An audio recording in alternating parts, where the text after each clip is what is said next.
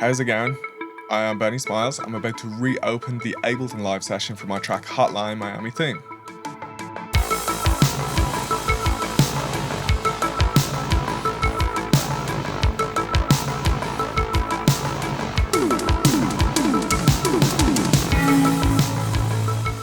It was used in the video game Hotline Miami 2, and I am going to look at the composition, the production, and the mixing, and finally chat about how I got that gig, how I made contact with the developers, and how that whole process works, because I think that people seem to want to know how that happened.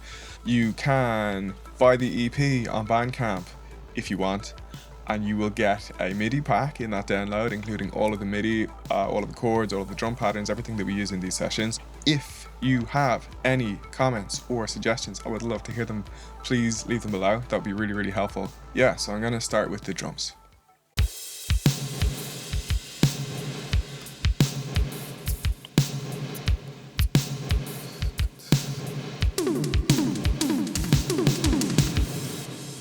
Yeah. So it's mostly the stock Ableton 707 kit. You got the kick and the snare that has some effects that I'll take a look at in a sec. We got these toms.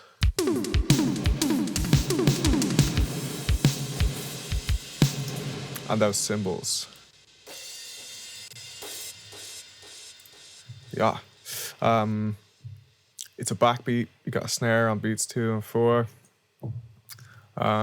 Yeah, nothing massively interesting there.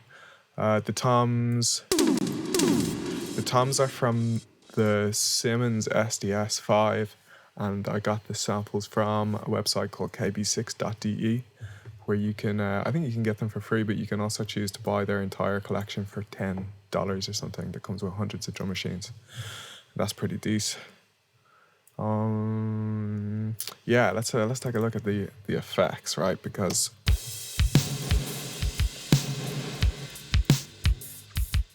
it's pretty dry without them.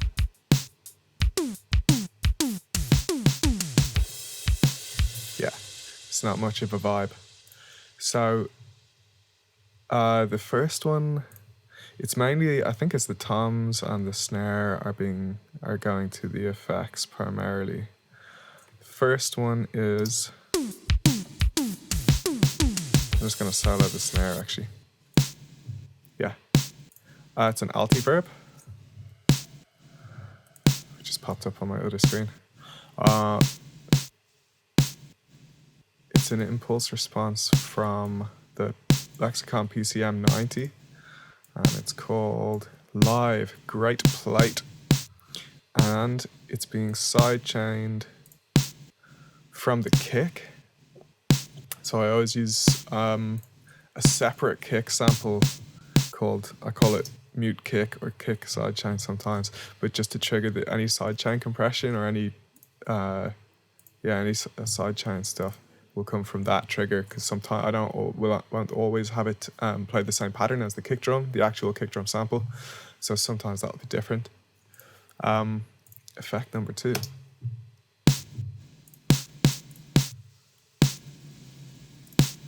Mega diffuser. Yeah, it's another Altiverb impulse response, and to be honest, I don't know why I use this. It's just taking up loads of space. I guess maybe it's kind of like atmosphere or something. I don't know. Yeah, there it is. I guess it's all part of it.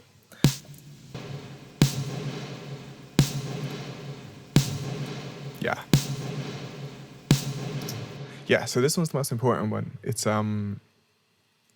the Lexicon Flight, but it's going into Ableton's filter delay. So any kind of delay, like a ping pong delay, that's going to send it into the left and right speakers. And I guess there's something happening in the center as well.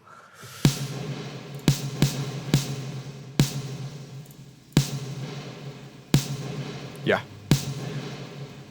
So that's kind of like the principle. That's where a lot of the interest in the drums comes from, probably. And then, what's this?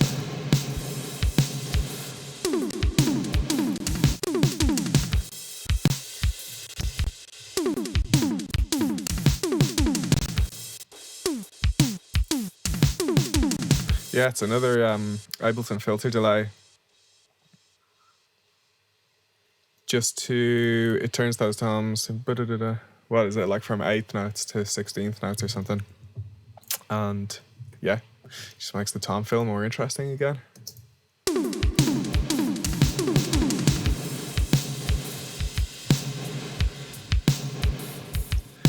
What else? There's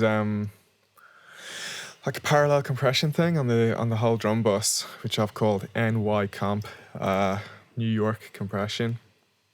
It's like a parallel. I wouldn't. So listen to this, right? It's the wet.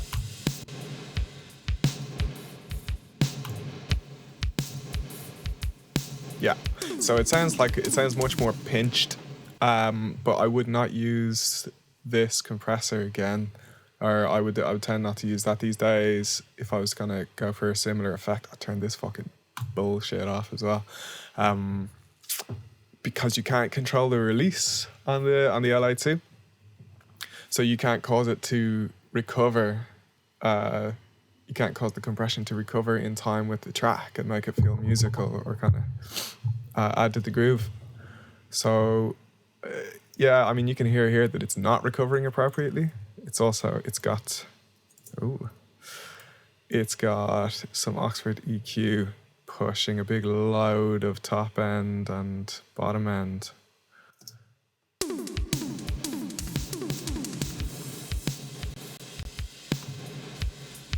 Yeah, it does make it more exciting actually, the top end thing. But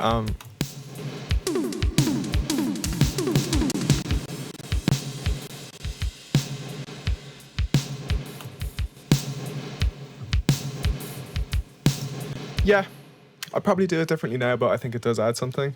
Yeah, it's got a little more sparkle. Maybe you're hearing more of like the effect of the EQ rather than the compression, but it definitely, yeah, it adds something. So on top of all of that, the cymbals. Yeah, check this out. Where are the fuckers? There's a little. So Ableton's drum rack is brilliant, but it's just a bit of a tiny little layout that's kind of hard to work with sometimes. But okay, so you're hearing like a really long. It's going. All of the cymbals are being sent to those first two reverbs, but also, quite importantly, they have some, again, CLA2O again.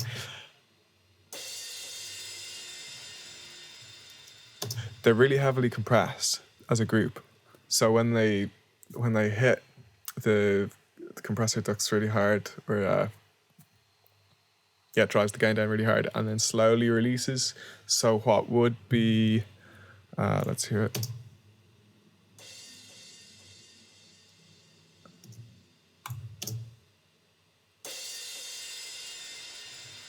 Yeah, it causes the decay to become much more apparent. So the level of the front end of the cymbal is pushed way down, so that as the natural decay happens, the level of that is brought up, and it gives you what sounds like a much longer cymbal.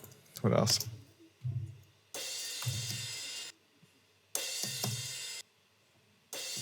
Yeah, some kind of fucking grungy stuff going on with that. And the echo is on that as well. Yeah. Some more Oxford EQ, just taking out bottom end. What is it saying? Yeah, it's quite a lot more dramatic with all that stuff in. And yeah, at some point, I guess I had that was ducking from the snare, but I guess I decided against it. What else? The distant drum percussion thing.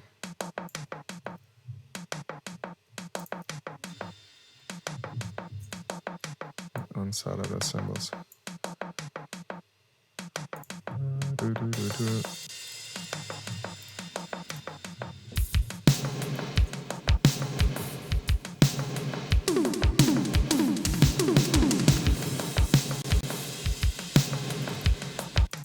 Yeah. These guys, these are samples from Logic's Ultrabeat. Don't know why. I guess I just found them and I like the sound of them. And again, getting fucking a lot of mileage out of Ableton's filter delay here. Going into, I guess, the same parallel type setup with some EQ.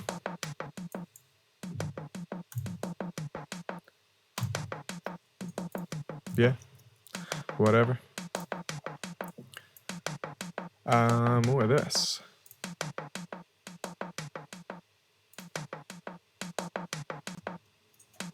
Yeah, I guess that exaggerates the front end, and having it release so quickly probably, I guess, brings up the delays so that they're a similar level to the toms. Actually, kind of, I feel like it grooves better without it, to be honest.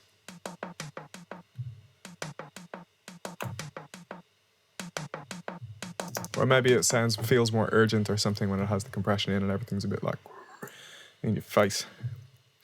Then this guy was a total surprise. Addictive Drums. Just making sure we're still recording. Yeah. This was at, I think, minus 18 dB in the original set. So here's what it sounds like with it.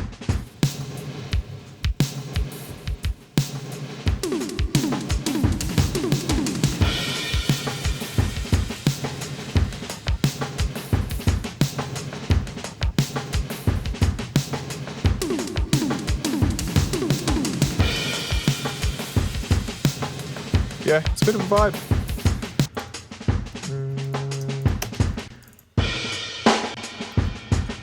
At the very end of the song.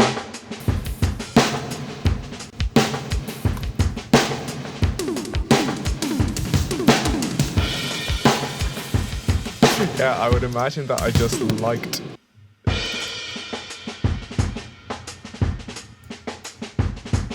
Yeah, I probably just liked the drum program that I'd done on it and I didn't want to lose it. So I had it really, really low in the mix.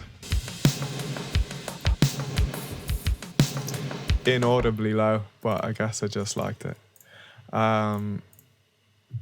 Yeah, cool, man. Oh, some of those Addictive Drums have... Addictive Drums, by the way, is the name of the plugin.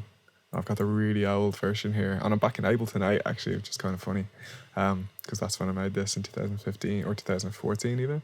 But yeah, it's just like vintage years preset, and it's going to this spring reverb again. It's got like fucking 20 instances of Altiverb bailing away. It's the BX22 spring.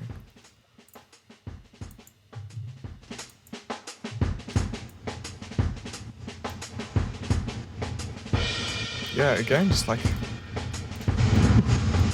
taking up loads of space. What's this?